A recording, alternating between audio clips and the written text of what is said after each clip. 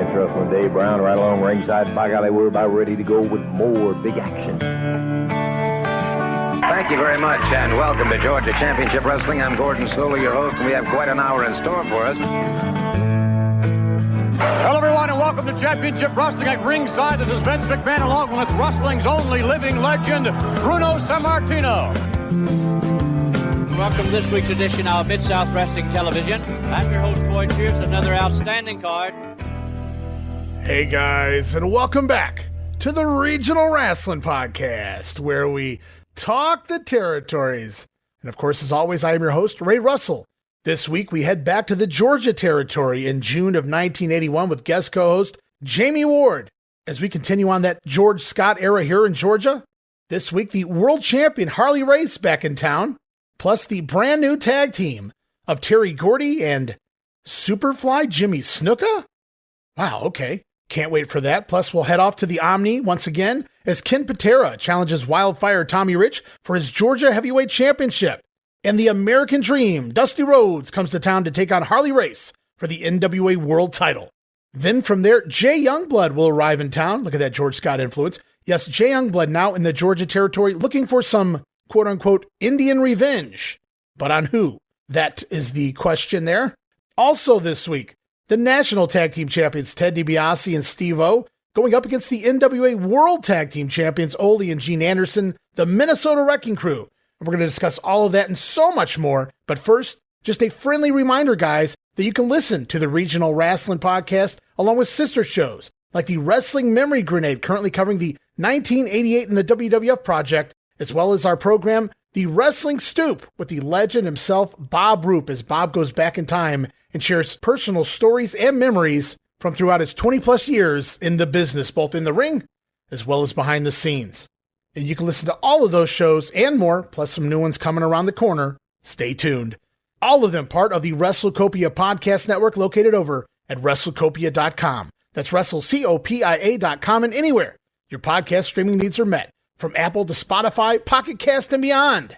Also, be sure to follow me on social media for all the latest goings on here at the WrestleCopia Podcast Network. Plus, I'm constantly adding old school video clips and pictures from throughout wrestling history, and you can start right off by following me on X, formerly the Twitter. You can follow me there at Wrestling Grenade. That's at RASSLIN Grenade. Also, follow and like me, Facebook.com/Wrestling Grenade. And hey guys, while you're at it, why not subscribe to my YouTube channel, YouTube.com/Wrestling Grenade, uploading new footage all the time, including right here, 1986 UWF. We've been uploading them as we talk about them here on the show, so you guys can actually go check out the programs that we're talking about. Uploading every episode of UWF TV here in 1986 in chronological order. And again, that address, youtube.com/Wrestling Grenade. Subscribe today. And hey guys, speaking of subscriptions, now would be a fantastic time if you would consider becoming a WrestleCopia patron. And you can find me there at patreon.com/WrestleCopia. That address again, patreon.com/WrestleCopia. And I'm talking to you guys today about that $5 all access tier. Get you all sorts of gifts for just $5, including all of my insanely detailed book-like show notes, pages and pages of show notes for every episode of The Grenade Show, Monday Warfare, and of course the Regional Rasslin Podcast. You also get early access to many of the podcasts here on WrestleCopia, where you can listen days and sometimes as much as a week earlier than the rest of the listeners. Then from there, it's remastered versions of the earliest episodes of The Grenade Show, covering the 1989 NWA Project. Includes enhanced sound quality, plus new content and conversation never heard before. But that's still not all. You also get digital downloads for your viewing and reading pleasure, and of course, our Patreon-exclusive watch-along series, covering many past WWF and WCW events, guys, and you get all of that for the low, low price of just $5. No subscription, cancel anytime, show your support. Give it a try for a month. I think you'll like the content that I offer, and every penny of it goes right back here into paying the bills to keep the WrestleCopia Podcast Network and all of the wonderful shows here up and running for the months and the years to come. All right, guys, with that out of the way, it's time to travel back in time yet again to 1981 in Georgia Championship Wrestling.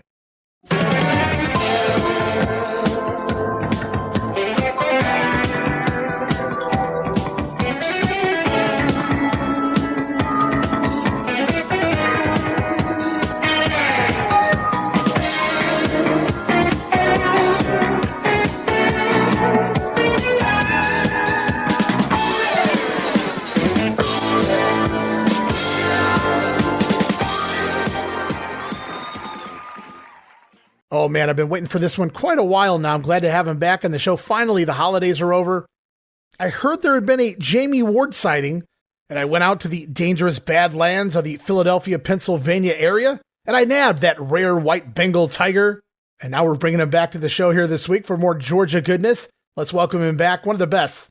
Welcome back, Jammie Ward, to the show. Jammie, welcome back to Regional Rasslin. Oh, the only reason he nabbed me is because the snow melted away and he could finally see me. I wasn't blending in anymore. That could be it. Like one of those movies you see where the snow's up past the doorway, you can't even get out of your house. But it's good to have you back after the holidays, Jammie. Yeah, it was a beautiful holiday season. Family was home.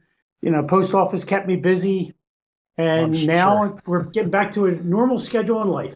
Well, that's good. That means maybe we can get you back here a little more often on the show, which is always a plus. Lots of people waiting for more of that Georgia goodness. And I said, I ain't doing it without Jammie Ward. So here we go. We're back in the month of June here. In 1981, the George Scott era continues, Jammie, as we go on to June 13th to kick off this week's show. Chattanooga, Tennessee, in the Memorial Auditorium.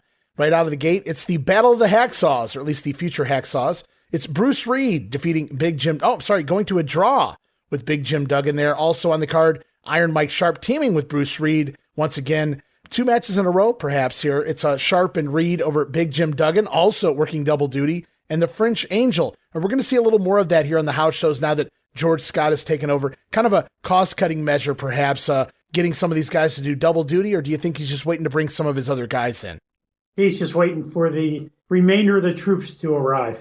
That sounds good to me. Yeah, well, all the big names coming in, you know them, Jammie, I know them. Of course, Michael Hayes will be back, but also the Masked Superstars, some of the other talent right around the corner going to arrive. Got to be able to pay these guys. In order to do that, they had to cut some ties with some of the other talent, which we're going to see abruptly leave here very shortly. But Bruce Reed, Jim Duggan, not one of them. They're going to both be here for a little bit here. Anyways, Jim Duggan, when does he leave, Jammie? Do you know? Sometime in July, I think Duggan will leave, but he'll be back before the end of the year, I think on 2 separate occasions. Okay. He'll be back for like 2 one-month runs. Oh, very cool. So they like them some Jim Duggan here in the Georgia territory. Also on the card in Chattanooga, it's Terry Gordy. He's back. Back in the territory is Bam Bam Gordy defeating Ted Oates here. Also on the card, Ken Patera defeating national champion Steve O. This had to be a non-title matchup. Patera does not win that title. I don't know that they're even acknowledging the title at this point. Well, from what we can see, splicing things together, yeah, they really haven't mentioned that Steve O's still the national champion and the Georgia junior heavyweight champion. Oh, well, can't forget that Georgia junior heavyweight title. Remember, he's a tri-champion at this point in time. Perhaps the longest reigning Georgia junior heavyweight champion, you'd have to think at this point. He's held the belt basically all year. And to this day, I don't think he ever lost it. That could be. Maybe he has it up somewhere. If they even had a belt, I don't even recall. But away we go. Main event time, Jammie, Chattanooga. Look at this one. The American Dream, Dusty Rhodes, comes to town and battles to a no contest with Bruiser Brody. I don't recall ever seeing that match before on tape. I wonder if that's out there.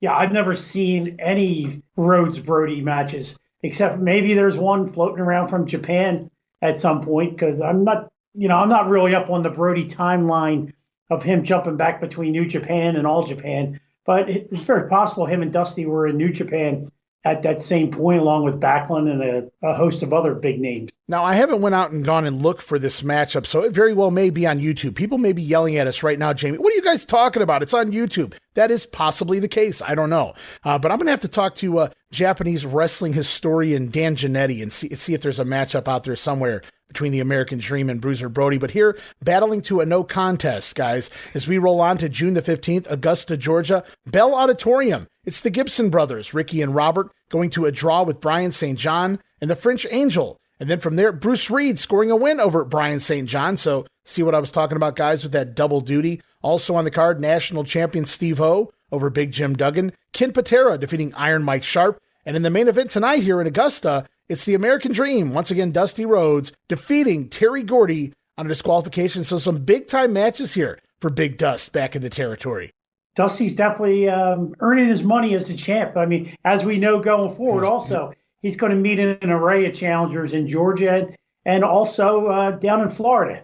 Well, they're giving him some big names to work with here, obviously, main event draws in them. Well, Terry Gordy will be. He has been with the Freebirds. He will be on his own as well. And Bruiser Brody, enough said there. And Dusty Rhodes, some big matches here for those towns. As we go on June the 16th, Macon, Georgia at the Coliseum. It's Ricky Gibson over Tommy Wright. Mike Sharp defeating the French Angel. Superfly Jammie Snuka over Robert Gibson. Could have been a fun matchup there. Ted DiBiase teaming with Bruce Reed to defeat the team of Paul Ellering. What a random pop-up here. Paul Ellering and Brian St. John doing the job there to Reed and Ted DiBiase. And then because we haven't seen Ellering since he first came in. No, we haven't seen Precious Paul, the living doll. No more promos. What a bummer. I know he'll be back eventually, but man, that was a great way to kick off with those random Precious Paul Ellering interviews and then nothing. And then we see him pop up once or twice here in random house shows over the last couple weeks. I can't explain it. I can't either. I don't even know. And I was always a Paul Ellering, not to the Michael Hayes extent, but I was always a Paul Ellering guy until he got with the Road Warriors. I didn't like that version of Paul Ellering. Well, you know what? I'll support that. I'll support that 100%.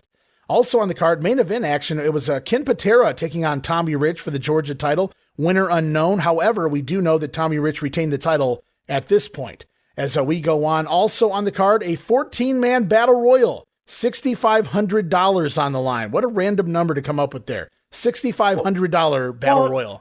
Well, that's because they did one of two things. Either they walked around ringside and asked the fans to put money into a hat.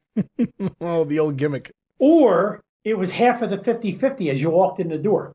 Ah, yes, the 50-50, another great gimmick of the old pro wrestling past. You know, the 50-50 still exists today. I know. A major league ballpark without having a 50-50 raffle going on. Oh, no. And even on some of the indies, though, I wouldn't really participate in a 50-50 raffle on an indie show per se. Maybe depending on the indie company. No, not as a wrestling. I'll take my chance of getting a couple grand, from the Phillies or the Washington Nationals. Now that I wouldn't mind doing. Yeah, I put in a couple bucks there. No way am I going to trust that. I only win $100 from a 50-50 in Macon, Georgia. Yeah, I'd probably go better with a 50-50 at a bar than I would an indie show. No offense, guys, just saying.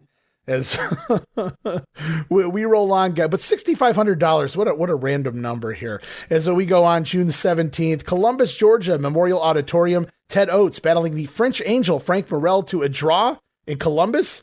Ted Oates opening the show and going to a draw with a prelim guy like the French Angel. There's a new booker in town.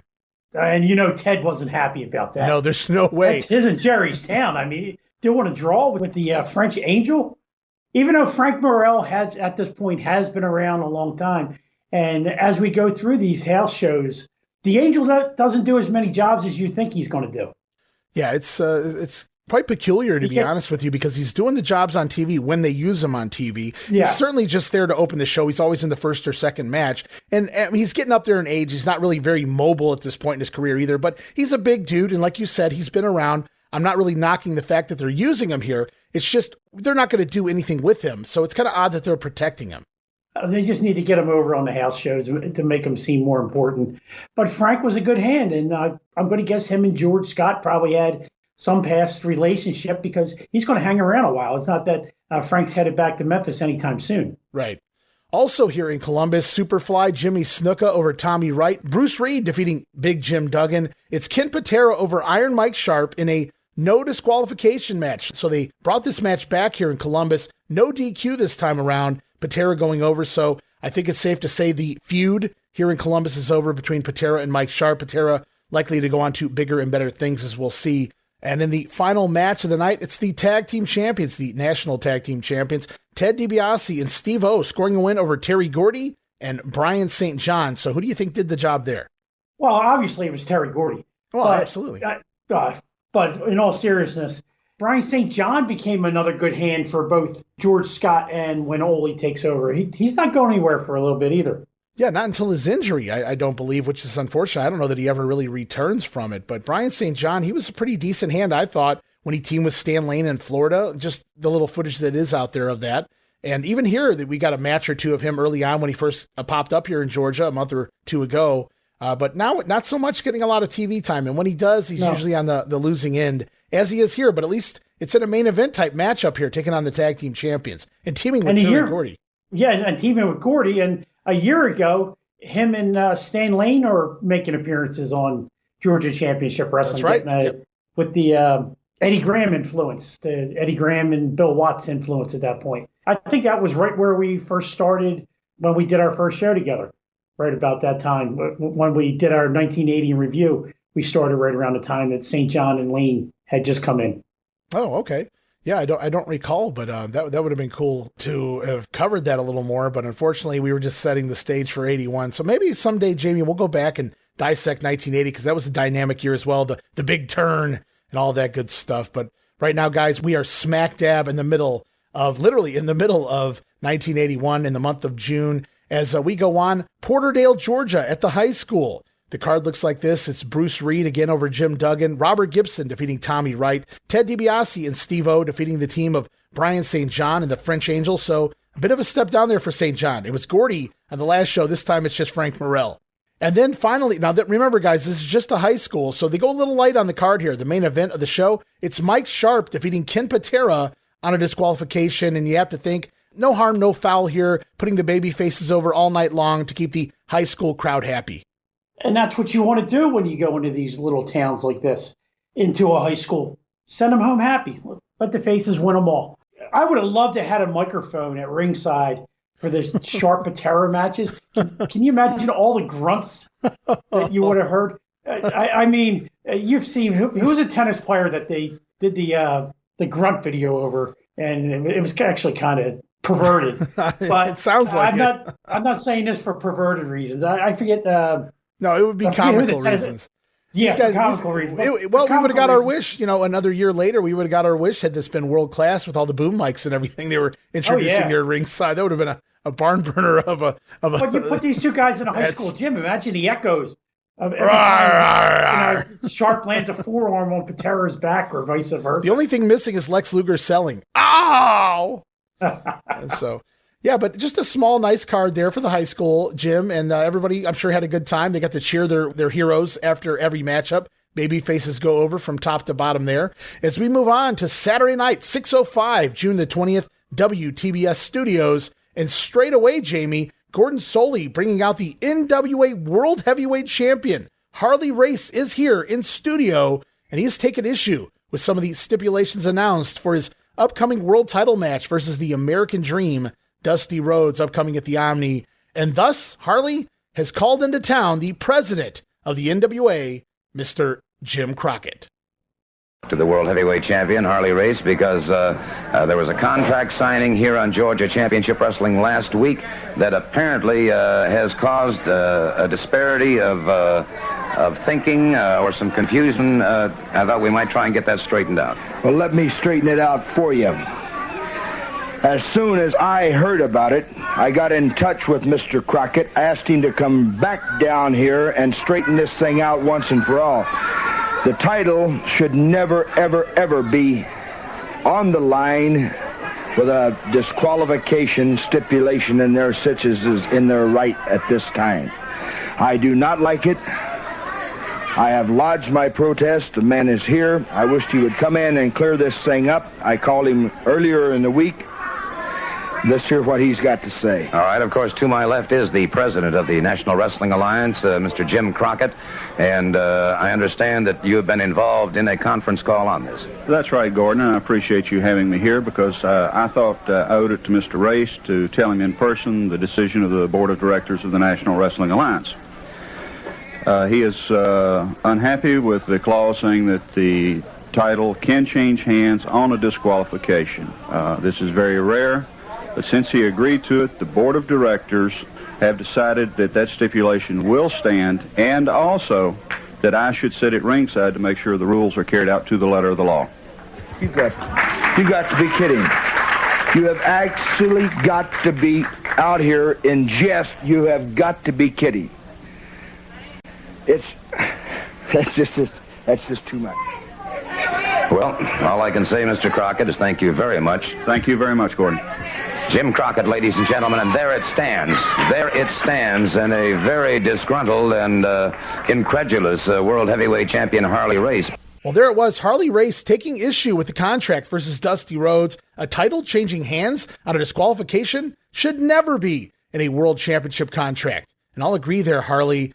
Unfortunately for Race, Jim Crockett doubling down here. refusing to alter the stipulations in the contract. And boy, was Harley pissed in this interview. He's not happy that they're going to do the disqualification thing here.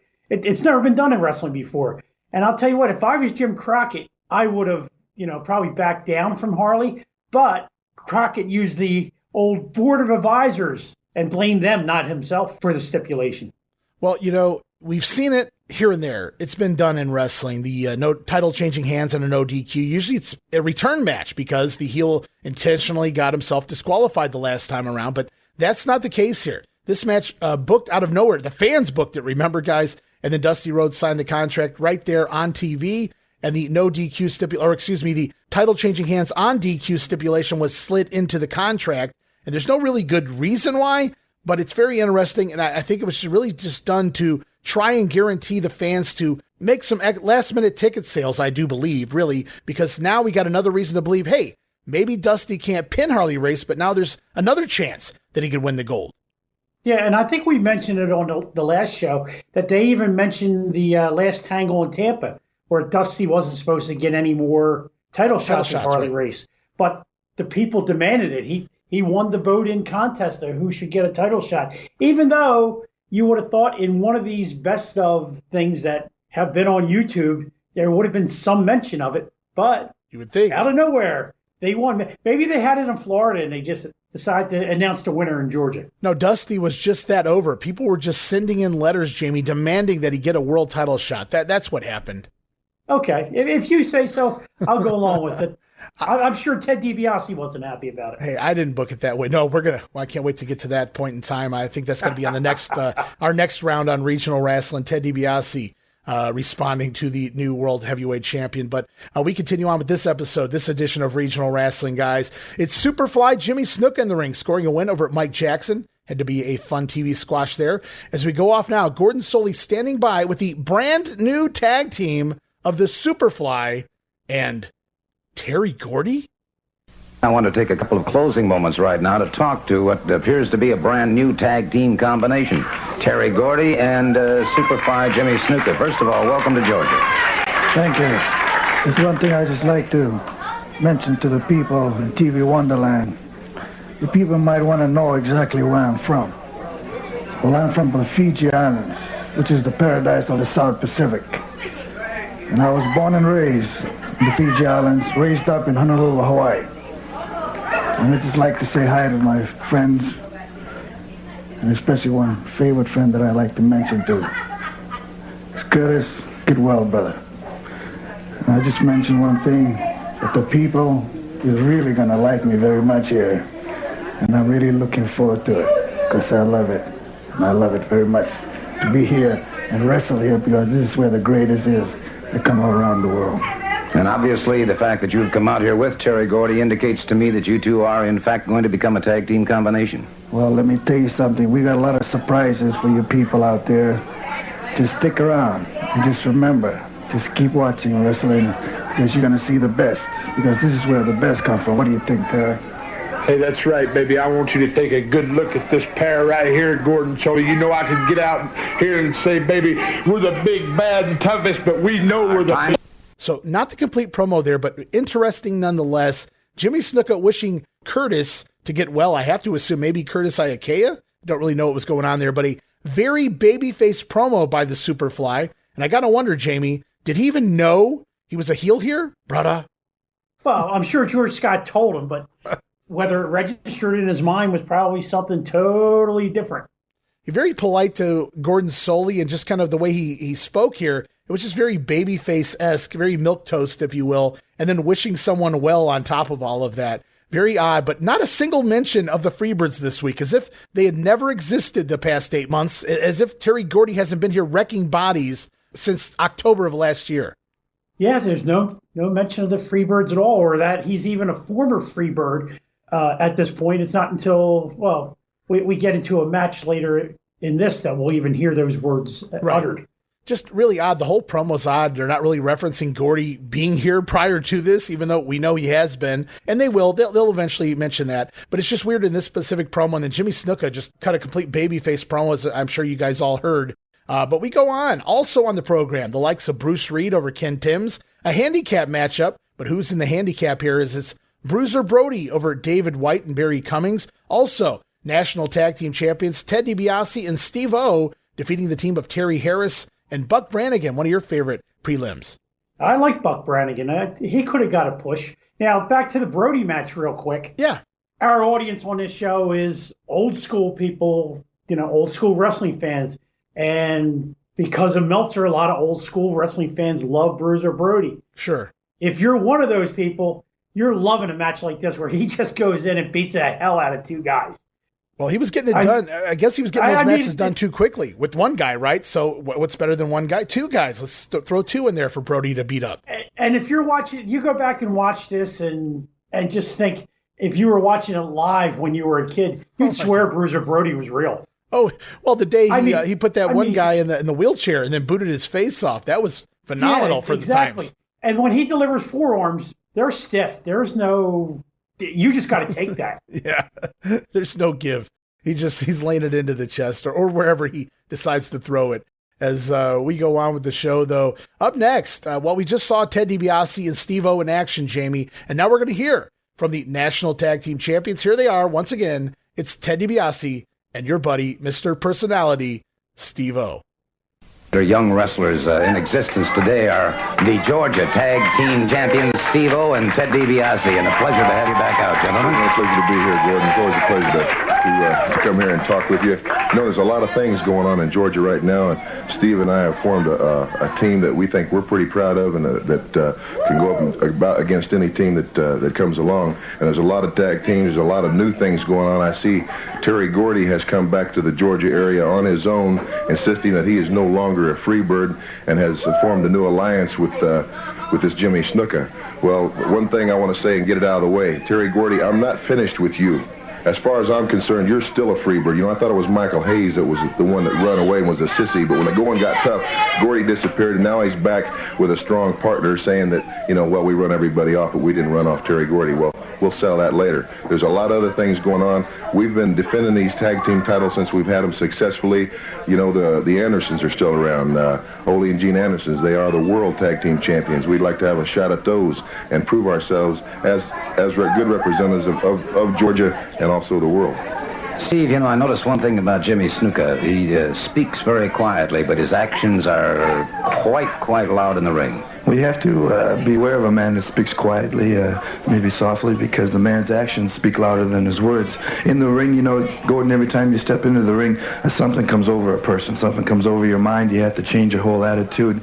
A person may be meek and mild outside the ring. When you get inside the ring, you're going for the gold, you're going for the money, the pride, the prestige. It all has to happen. There's something special, too, about all the great wrestling fans. When you get in there, the crowd starts to drive you. Ted and I have said that many times, but it's still very important to Ted and I, and it's also very important to know that what we do is appreciated by the people. And right now, I think we've got everything going for us right now. We've got a style, we've got a trend, we've got a movement, and we're ready to accept any and all challenges, not only in the Georgia area, Columbus, Ohio, Huntington, West Virginia, but all over the world. Thank you so very much. The Georgia Tag Team Champions, Ted DiBiase and Steve-O. And gentlemen, thank you for taking the time to be with us today. We really appreciate it. And there it was, Teddy addressing Terry Gordy's return to the territory in a brand new tag team. He says the Freebirds are no more, and he does mention that Gordy disappearing, running away, because remember, Gordy was the first bird to disappear, Jamie. But now he's back, and DiBiase says he's not done with him yet. As Steve-O, they're going to talk about the Superfly, Jimmy Snuka. He says Snuka may speak softly, but those are the ones you have to worry about the most, I'll say. And sadly... Who would ever think Steve-O would explain an interview? Wow, yeah. To go to Steve-O, of all people, to analyze somebody else's promo. Amazing. Yeah, exactly. Good point there. Steve-O was way ahead of his time. So Steve-O says that Jimmy Snuka's actions speak louder than words. I wrote here, sadly, Steve's actions nor words speak very loudly for me, but I've made my stance pretty clear by this point on Mr. Personality. Leave poor Steve alone. What they should have did was make him the fourth Freebird and imagine what he could have turned into. Yeah, he could have been like a Rocky King, maybe. Oh, he'd have passed Rocky King. He would have got up to at least the Bad Street level. You don't think he would have like you can't see Steve-O with the mascara on his eyes and all that good stuff running around ringside with tassels? All right, I need a drink now. I'll be right back. All right.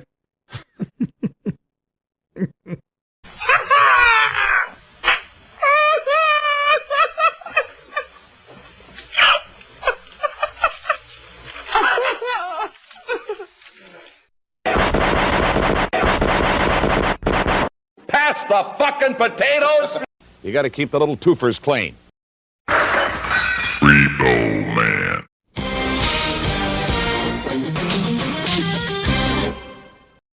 Up next on the show, it's the NWA World Champion Harley Race stepping into the ring, scoring a win over Leroy Dargan, one half of the Dargan twins, Luther and Leroy there. Harley Race picking up a win here on television as we head off now to another promo from the NWA World Champion. For standing next to me right now, I'm referring, of course, to the World Heavyweight Champion Harley Race, the only man living that has ever accomplished 6 times World Heavyweight Championship. Let me say this.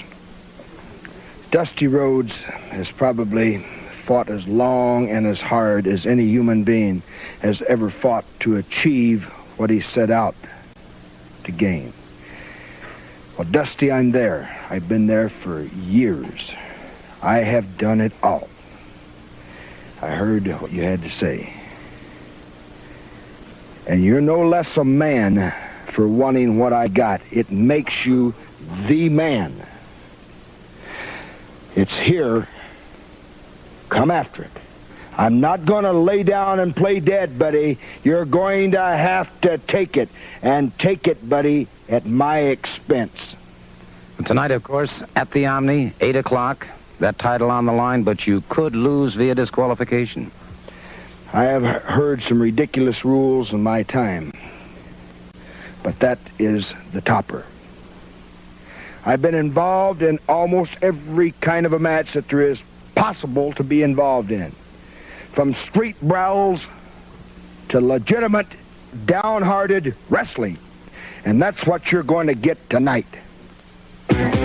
So Harley, talking for the second time here this week, says he's not going to lay down and play dead to the American Dream. Dusty will have a fight on his hands if he wants to take the title at the Omni. So Harley Race still aghast at the title change on a disqualification stipulation headed into the Omni show, but he's been in street brawls and classic wrestling matches before, so he can do it again. I just wish I had appreciated Harley Race back then. I mean, as a younger fan, I hated Harley, and that was his job for me to hate him. But watching these promos back 40-some years later, the man just had it. There's a reason he was the world champion. And this particular interview and the one earlier on is the reason why he was a champion. Yeah, you know, on a recent episode of Bob Roop's show, he talks about Harley pretty often. They were pretty good friends, I guess, outside of the ring. And they worked together in the booking office as well in Florida at one point. But he was talking about Harley. When he spoke, you believed. And Harley was like him and Ole, I think. And we've said that. I think we share the identical point that Bob Roop said. There were certain guys that when they talked, it just felt real. And Harley was certainly one of them. I think I've said it before. To me, Harley Race was real. And it's not until years later that I find out he wasn't. But even watching this stuff back, you'd swear he was real. Yeah, the first time I went through this show, I kind of let it play, and then I go back and take my notes and whatnot if I have the time to do it twice. And the first time around, he talked about street brawls, and I was kind of zoned out. I had no idea what the hell he just said. But so I went back, and I realized he's talking about street brawls, but he pronounced it brawls, and I love that. Yeah, he had his own. He definitely had his own vernacular also. He did. People talk about accents. You could have a Philly accent, a New York accent, a Southern accent, but Harley Race, he had a Harley Race accent. He just pronounced things the way he felt like, and that nobody was ever going to question it. Exactly. I'm guessing that's where Terry Gordy stole the Omni. The Omni, absolutely.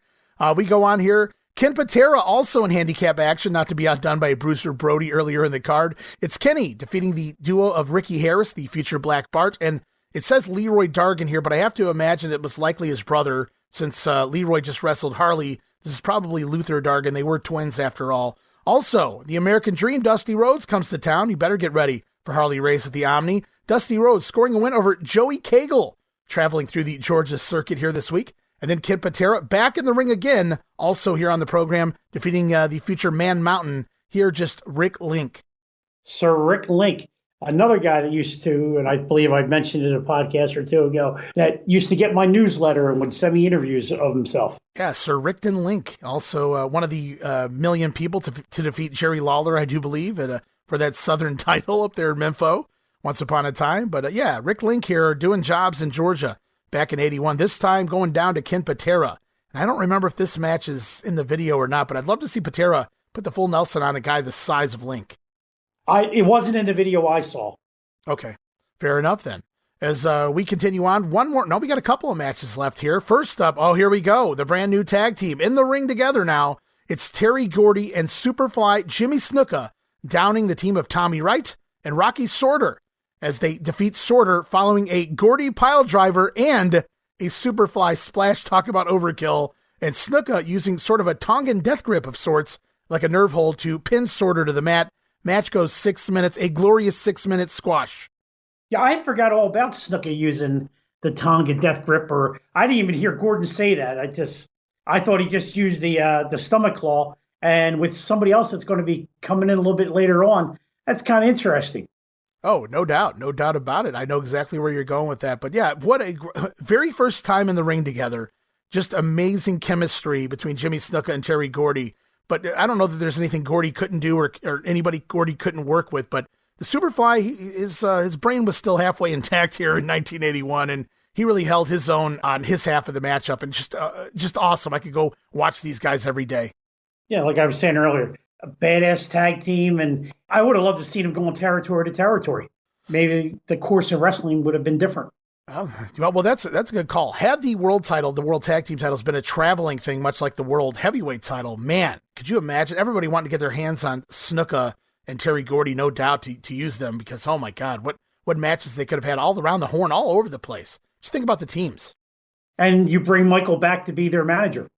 That is excellent. Yeah, that would definitely work, because they'd certainly need a mouthpiece trying to get over on those TV shows week to week in different territories. So very good call there. Michael Hayes would be perfect in that bill.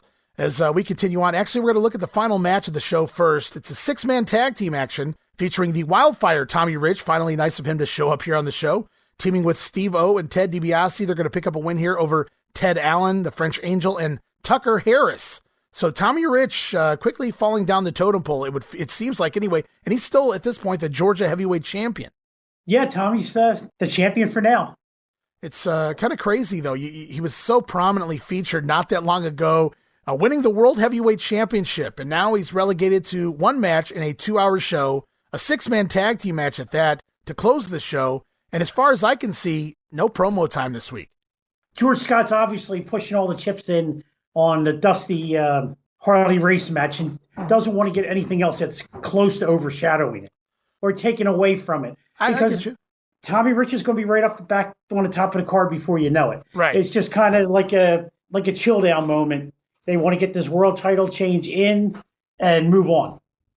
All right, well, I would go along with that if he wasn't working so hard to get the brand new tag team of Jimmy Snuka and Terry Gordy over here. We see Snuka in the first hour. We see Gordy and Snuka in the second hour. And they even get a second promo. So more promo time here. Right now, we're going to hear once again from the team of Terry Gordy and Jimmy Snuka. To my right and to my left, Terry Gordy. May I just say, gentlemen, that I've seen a lot of new combinations, but I've never seen one that works so smoothly, so quickly. Well, let me tell you something, Mr. Announcer. You're going to totally see a totally different team combination. It's myself and my good friend here. You people out there better believe what I say is 100% coming out of my mouth to you people. Of course, you have contrasting approaches initially going into the ring. Hey, that's right, Gordon Soley, but we don't have to worry about that. You know, a lot of people, all they want to do is get out here and brag. Well, I can come out here, Gordon, and I can say we're the best. But I don't have to, because we know we're the best. Already we've had one match together, and we know we're the best. We know that we have the capability of stepping in that ring and beating somebody. And when I'm talking about beating, Gordon, I'm not talking about just pinning their shoulders to the mat. I'm talking about hurting somebody, because me and this man right here, we like to get nasty. And that's just what we're going to do. We're going to get nasty. It don't matter if it's in Columbus, Ohio, Atlanta, Georgia. We're going to get nasty on somebody. Yeah, well, thank you very much, gentlemen. Tonight. So there it is, solely referencing how smooth they already work as a tag team. We kind of already touched on that ourselves as well, Jamie, as Terry Gordy talks about getting nasty again and again here without Michael Hayes this time. The Freebirds got nasty quite often, but now Gordy going to do it with a brand new partner. Yep, he's going to be nasty again, like you just said, but without Michael. But it's the Michael Hayes influence. Gordy's not a bad interview here. Very slow, deliberate, getting his words out. So Michael has, taught him well. Of course, Michael went off the handle many a time, but that was because of outside influences. Right. Well, I was also going to say we are comparing Terry Gordy's promo to a Jimmy Snuka promo. So he sounds like Dusty Rhodes coming out of that. As we continue on later that evening, June the 20th in Carrollton, Georgia, at the fairgrounds. Some of the matches on that show: Butch Reed over French Angel on a disqualification, Jimmy Snuka defeating Tommy Wright, and Ted DiBiase and Steve-O retaining their titles over the team of Terry Gordy and Brian St. John. It's kind of unique because we're going to see Snuka in a lot of singles matches here over the next couple weeks. Even though they're pimping the tag team on television, meanwhile it's going to be Gordy teaming with St. John on a few cards. You're right. Yeah, we just saw that last week, so here they're back again. But you know what's really a shame at this point? Butch Reed in an opener on a house show. Yeah, and he can't even score a pinfall. And he comes in so hot. 2 big things in one episode. Talk about trying to get somebody over. First, Brody and Buck got him over, with the Freebirds. Right. And then, unfortunately, you had the booker change. And, they always say some guys just aren't other guys. And I guess this is proof. I still don't. Not a George Scott guy. No. But the guy looked like $1 million. He wasn't as cut as he winds up being. And he was certainly by green. the time he gets to Florida. And he's green. But still, he had to look. Oh, I'm not arguing any of it. I mean, I agree with you. And I don't understand George Scott's logic. I understand the booking logic. It's not my guy, blah, blah, blah. But if I come in and somebody's already getting over, or there's just been some angle that came down to where, this guy can make me a couple bucks, even if it's just a one-off at one Omni show, I'm going to take it. I'm not going to go, well, you're not my guy, so I'm going to take you from working with the Birds, beating up the Freebirds single-handedly, and taking on Brody later in the same TV program to curtain jerking. Now, I don't think Reed has lost a single match since George Scott has come in here, but at the same time, he's nowhere near being a focal point anymore, and it does seem like almost every night he's opening the show. Yeah, exactly. I wonder if he was, because we're not getting full episodes yet, I wonder if he was getting any interview time. It feels like... Probably not. Yeah, I'm thinking no, only because of what we're going to see here in the next few weeks in regards to interview time. Butch Reed going to have a tag team partner coming in here shortly, and they're going to really not give those guys the time of day. It's actually pretty sad, to be honest with you, but we'll get there when we get there. For now, we're going to continue on. Also, June the 20th, Chattanooga, Tennessee, Memorial Auditorium. Mike Jackson picking up a win over Phil Strickland. Also on the card, Ricky and Robert Gibson defeating the team of Buck Brannigan and Jim Duggan. It's Ted Oates over Ted Allen, Ken Patera defeating Iron Mike Sharp, and in the main event of the night, Wildfire Tommy Rich defeating Bruiser Brody on a disqualification. Kind of a light card here in Chattanooga. A lot of the prelim guys up and down, and then we get Tommy Rich and Brody in the main. But I'll bet that Rich Brody match was probably fun to watch. It was certainly probably worth the admission. I'm not arguing that, and I'm not really against the Gibsons taking on Duggan and Brannigan either. And hey, who doesn't like a nice opener with Mike Jackson going over? But in general, I mean, with all the talent here right now, it just seems kind of light. But we talked about that. Yeah. Because Chattanooga and Columbus, they just within the last 6 months, they were pushing both those towns really heavy. Right. And now they're both starting to taper off a little bit. I feel like they certainly still work a little harder for the Columbus, Ohio area than they do Chattanooga. Chattanooga feels like an afterthought at this point, which is odd because it's their main town on Saturday nights. Kind of confusing to me. As we roll on, though, here is a town that is not taken lightly by any means. We're heading off to the Omni in Atlanta, Georgia, June the 21st. And the undercard, wow, look at this. Mike Graham coming to town from the Florida territory. Mike Graham going to pick up a win here over the French Angel to open up the show. I guess Daddy probably sent him up there to witness the title change, make sure everything went off. Everything went smoothly. Come back and report to Bob. Again, I hate to keep going back to Bob Roop on this show, but Bob talked about that and him being sent a few places for Eddie Graham to just kind of oversee and report back. So I can totally see that's why Mike Graham is here on this card. Good call. Why you mentioned the Bob Roop show. Yeah. If anybody's not listening to that, why aren't you? It's so informational. It's must listen for me every week. The San Francisco stuff was, his coup to take it over. Turns out it wasn't even his coup. Right. It was somebody else's coup. He was just one of the guys they asked to go along. I mean, it's everything I'm finding out on that program is just awesome. You and him are a great team together, Ray. I appreciate it. I mean, I kind of do my research and I have a format, but Bob takes it where Bob wants to take it. Sometimes I have no idea what's coming. If you do listen, you'll see that from week to week. But yeah, it's been a fun time. Most recently, we just talked about his first tour of Japan, all of his time hanging out, doing karaoke with Nick Bockwinkel. Imagine that. I wish that was on film. But just lots of great conversation. I love it. So all you guys out there, if you're listening to this one, please listen to that one also. Yeah, that's the Wrestling Stoop with the legend himself, Bob Roop. As we head back here, though, the Omni, June 21st, we talked about Mike Graham defeating the French Angel. Also on the card, Terry Gordy once again teaming with Brian St. John, picking up a win over Ricky and Robert Gibson. Probably a fun match there. Also, Superfly Jimmy Snuka defeating Terry Taylor. I wrote random and very interesting to see Terry Taylor brought in for this show. Maybe he was just driving through town, stopped the TV in the morning before, and they said, hey, you want to get paid and put him on the show? I was going to say, do you think maybe he drove Mike Graham up to Georgia for this show, and that's how he got on here? It's very possible, but I believe Taylor was working Mid-Atlantic at this point. You could be right. I could have my time frames off there. Also on the card, Battle of the Babyfaces is Iron Mike Sharp battling Bruce Reed to a draw. So see, this is where Butch Reed, it feels like this is as high as he's going to get here, going to a draw with Mike Sharp in the mid-card. Yeah, both guys are at the same level. I mean, I thought Mike Sharp was going to be in for a bigger push than he ended up with. I'll tell you this, I felt like Butch Reed certainly got far more over than Mike Sharp had in his time here, but Sharp did have something going there for a little bit with Ken Patera at this point. Both guys just kind of another face on the card, and in fact, two baby faces on a card battling to a draw here. Also, at the Omni, it was National Tag Team Champions Ted DiBiase and Steve-O defeating the World Tag Team Champions, the Minnesota Wrecking Crew, Ole and Gene Anderson. Now, obviously, the world title's not on the line. Thank God Steve-O did not capture the World Heavyweight Championship. But, man, it had to be a hell of a sight to see DiBiase and Steve-O defeating the world champions. Yeah, I mean, because this is post-stroke for Gene, isn't it? I think it's coming up late, not too long after this. Oh, okay, not too long after this. Yes. But he had just come on. Oh, that's right. He didn't have the stroke. He had broke his leg, and that's how he became the manager of Snuka there for a little bit. Right. Those were good times up in the Mid-Atlantic.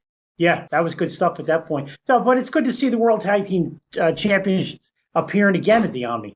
Yeah, Ole and Gene creeping back into the territory, most specifically Ole definitely creeping back into the Georgia territory, and he's going to be here to stay before too long. But just very unique that the local champions defeat the World Tag Team Champions, which certainly puts them in a good spot here, and hopefully I'm assuming DiBiase got the win there for his team. Also on the show, Blackjack Mulligan. Now, I've seen it reported that he goes to a no contest here with Bruiser Brody, but I've also seen it reported that Bruiser Brody wins this match by disqualification. And after listening to upcoming promos on the next episode of TV, I'm pretty strong with the finish that Brody goes over here on a DQ, because it sets up the return match. And Brody even, we'll listen to it, guys, but Brody even mentions that he won this match, and Gordon Soley doesn't argue it. So I'm going to go with the idea that Brody did go over here over Blackjack Mulligan on a DQ. And I'll bet that was another nice wild brawl. I mean, obviously, we already saw the interview with Mulligan from the other week, the VTR that was sent in. It sounded like they were wrestling in more than one city and territory, so I'm sure they put on a decent match this night. Yeah, and they actually will show some of that matchup, highlights of that match on an upcoming episode of TV from the Omni here, this matchup between the two, but we don't see the finish, which I thought was interesting, but they were in and out of the ring. They brawl all the way backstage to end the contest, so needless to say, we will get a rematch before too long between those two big boys. As we continue on here, this is where things get good on the program. Ken Patera, first of all, defeating the Wildfire Tommy Rich to win the Georgia heavyweight title. There was no play for Tommy on TV this week heading into this title matchup, and then we get the title change. As George Scott, I thought, determined to bury everything that was working here. Now, I know you disagree with me, but first thing he does is dismantle the Freebirds. Then he forces Ted DiBiase to team with Steve-O. And now he cuts Tommy Rich's TV time down. Sure, it's just for a short span. We know Scott's not even going to be booking for very long, but I just don't see these guys as George Scott guys, so to speak. And Tommy Rich kind of suffers here, immediately losing to a former Mid-Atlantic top-level talent in Ken Patera. So I'm not knocking Patera. I'm happy with him winning the belt here. He certainly deserved it, former Intercontinental Champion, former Missouri Heavyweight Champion. So it's not like this is unbelievable or anything like that, but I just thought it was kind of rushed here. Is Patera going to score the win, but kind of questionable as Tommy Rich going to have his foot under the bottom rope. Referee going to miss it, and Patera will take the title. Yeah, Patera came in at the right time. He came in right at the end of the Robley Watts regime. Mm-hmm. And who takes over but one of his favorite guys in George Scott, who pushed him heavy in Mid-Atlantic for how many years? And so it's not surprising that George Scott puts the Georgia belt on him as soon as he comes in. Well, it works out well. Like you said, Patera was already there when Scott got there. So it was just like an extra boost for the George Scott era here in Georgia Championship Wrestling, because he's already got a couple of his favorite guys here when he gets here.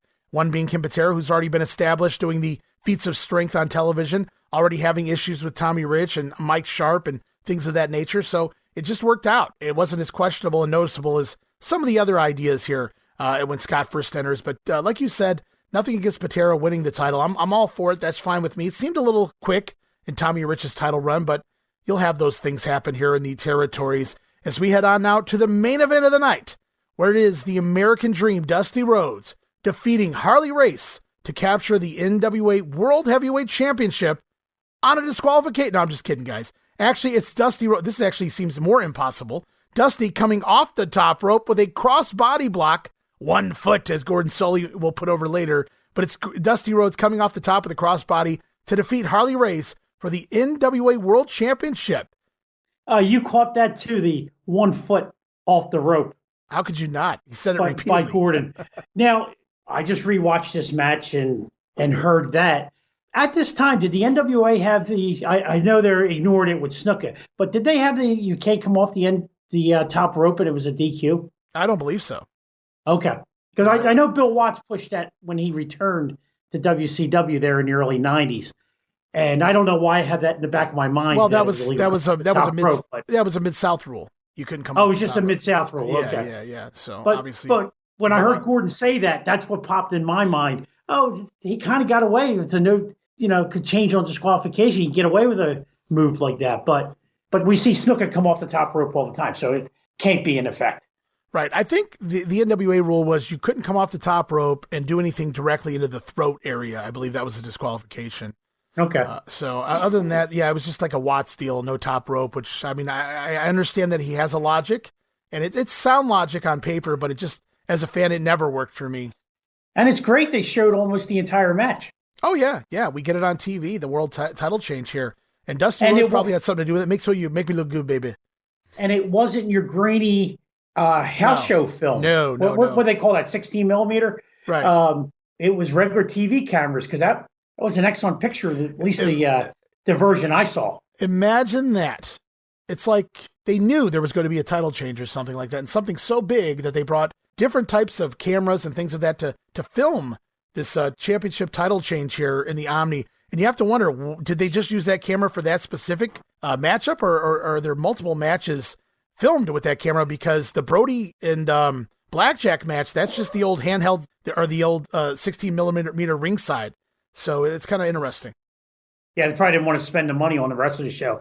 Who knows? Maybe Dusty paid it out of his own pocket. That's what I was wondering. Did Dusty pay his own production team to just come in there, rent him for the day, and make sure to capture that thing? I wonder if he threw Freddie Miller a 20 spot, because Freddie was the special ring announcer for that one.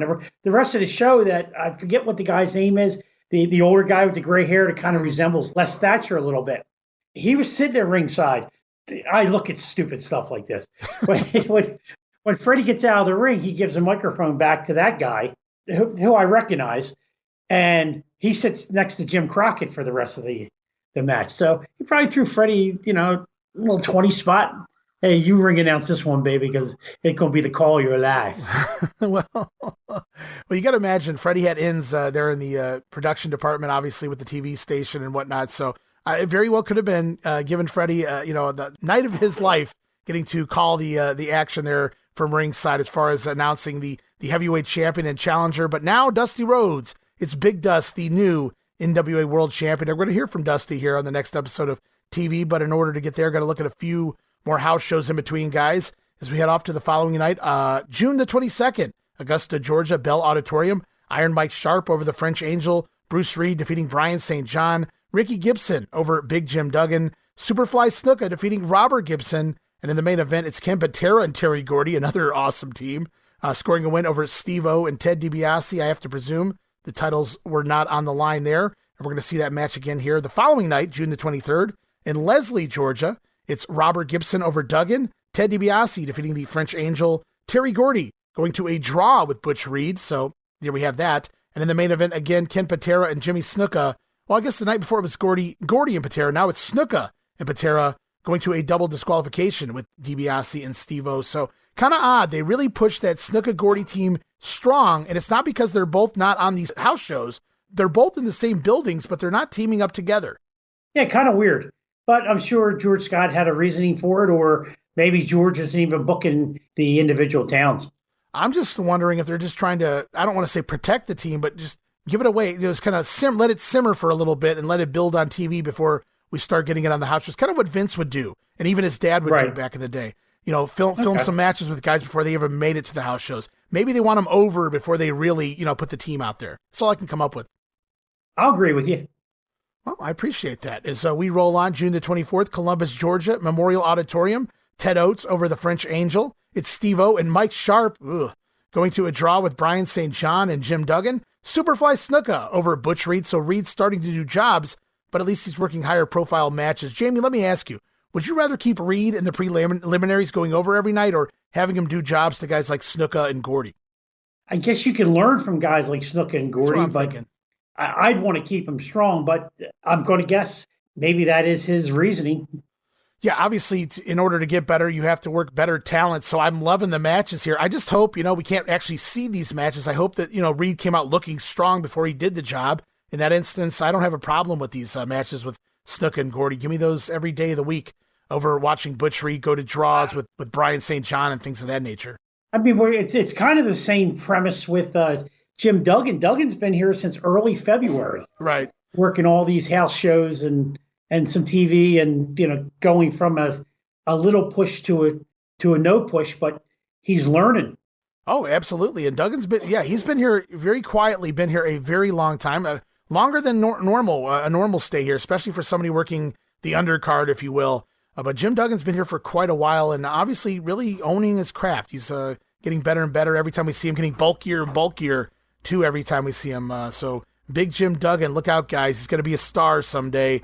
As we continue on here in Columbus, Georgia, it's Tommy Rich over Ken Patera on a disqualification. The new Georgia heavyweight champion, Ken Patera, I should point out. He will retain there, losing on a DQ. And in the main event, Terry Gordy battling Ted DiBiase to a double countout. Bet that was a hell of a match. I got to agree. That's a fun little doubleheader there, Patera and Rich rematch. Hey, Snuka and Reed, I'll take that too. But yeah, Gordy and DiBiase in the main event. DiBiase said he hadn't forgotten about Gordy on TV, and it plays out here in Columbus. As we roll on to Marietta, June the 25th, Cobb County Civic Center once again. The French Angel battling Robert Gibson to a draw. Big Jim Duggan over Robert Gibson. I think one of those should read Ricky, I would have to imagine. Iron Mike Sharp over Brian St. John on a DQ. Really? Sharp couldn't get the win there. And in the main event, 6-man tag team action. Look at this trio. Jimmy Snuka, Terry Gordy, and Ken Patera defeating what a team here. Wildfire Tommy Rich, Ted DiBiase, and Steve-O. So minus Steve-O, I wrote wow. Even with Steve-O, it's still a wow. He wasn't that, yes, Mr. Personality, but he was still solid in the ring. But he wasn't star-studded like these other names. He wasn't main event box office money. I'm just saying, I don't have a problem with him being in here. He's tag team champions with DiBiase. I'm not saying it doesn't make sense. It's just I'm not really excited for that name. And, well, you know who did the honors in this match. Oh, well, absolutely. Tommy Rich. That's why he was there. This would have been a good 6-man match. Steve-O, guys. I'm joking, guys. Steve-O. This would have been a good 6-man match to finish out an MSG card. Oh, it certainly would have. I mean, man, wow, with this talent, yeah, you just don't want it going to curfew. You got to avoid that. No, that's true. As we roll on, we got another TV show here to look at, Jamie, before we close up shop. June the 27th, Atlanta, Georgia, WTBS Studios, per the usual. As we head off right away, Gordon Solie standing by with a singing Bruiser Brody. Happy trails to you until we meet again. That's for you, Cowboy Mulligan, because you're on a long-distance trip. Let me tell you something. You know more about me than my own mother does, because you're right about one damn thing. When I come in the door of that Omni, I'm going to arm myself. I'm going to kick that dressing room door open. And when I come to that ring, you better believe I'm going to have something in my hand, and I'm going to march right into that ring, and I'm going to smack you alongside your big country goon head, and everybody in Atlanta, Georgia, and the United States is going to know a big mouth, you can't back up. Well, thank you so very much, Mr. Brody. I think that concludes our conversation. Happy trails to Blackjack Mulligan, but man, does Brody get bleeped a lot here. And it'll happen again, Jamie. Yeah, I wonder if it's bleeped from the original broadcast or somebody did some editing as time has gone on. I don't know why somebody would. I know for a fact that he says ass here in an upcoming episode, straight on camera. Obviously, it gets bleeped. I don't know how Damn didn't, honestly, back in 81, but he says ass in an upcoming episode that definitely gets bleeped out. Just like that, it goes silent. And it's just amazing what he got away with there, and nobody ever really, got onto him. Yeah, hey, and him singing, that's priceless. It is, isn't it? Hey, Gordon Solie ending that again, sounding a little bit not so happy with his time with Bruiser Brody, but that's going to change. We're actually going to see in future weeks Brody coming up to Gordon Solie, greeting him with a handshake, coming in front of him rather than behind him. So maybe somebody does have a word with Brody. I'm not saying that he did that specifically because he was in fear of his job, because we know that's not true, but maybe he was trying to just be respectful to Gordon. Yeah, maybe somebody took him aside. Maybe Dusty had a conversation with him. Well, we know Brody's going to stick around for a little bit, so that's not going to be an issue here. As Brody continues his feud with Blackjack Mulligan, a rematch set for the next Omni show, no disqualification. We'll talk a little bit more about that as the shows go on. But up next, we get a pair of promos, Jamie, from a pair of brand new champions. First, we're going to hear from the new Georgia Heavyweight Champion, Ken Patera, followed by the new NWA World Champion, the American Dream, Dusty Rhodes. The Georgia State Champion, Ken Patera. Now I'm collecting all the gold. You know, a lot of people say, Ken Patera, we all know that you won the Pan American Games. We all know you went to the Olympic Games. We all know that you won several world championships, international championships. Where are the medals? Well, take a look.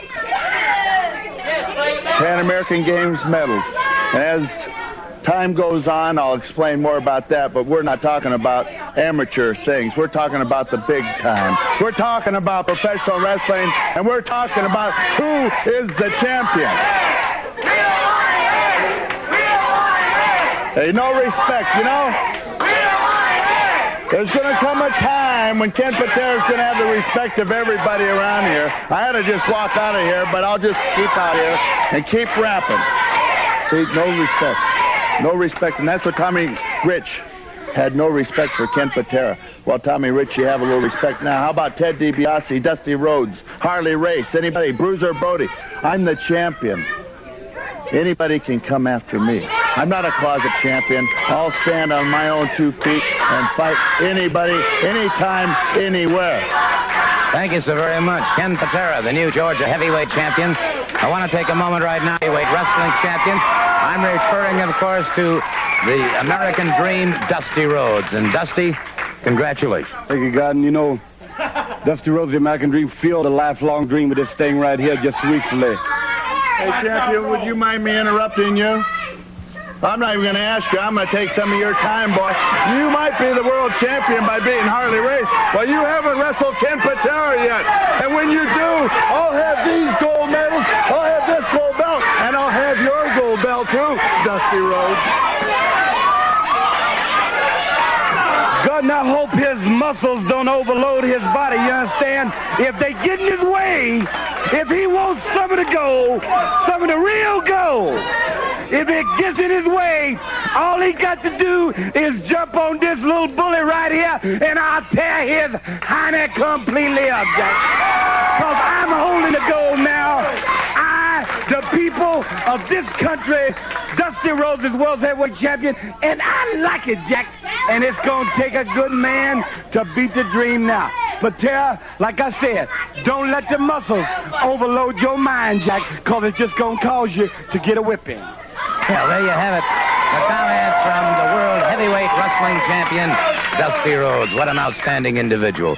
So Kenny says he's not a closet champion, even stepping in to challenge the American Dream. How big of you, Ken? Because you wouldn't be a fighting champion there. You'd actually be the challenger. So, of course, Patera wants that title shot. While in the meantime, Dusty Rhodes making sure everybody knows here, Jamie, that he holds the real gold. I can't believe he said that. Not that measly regional title held by Ken Patera, if you will. Dusty just wants to make sure everybody knows. And I'm not picking on Dusty. I love Dusty. I loved Dusty then. But he just wants everyone to know who the real bull of the woods is, baby. It's just Big Dust being Big Dust here. Congratulations. Perfect analogy. Dust being Dust.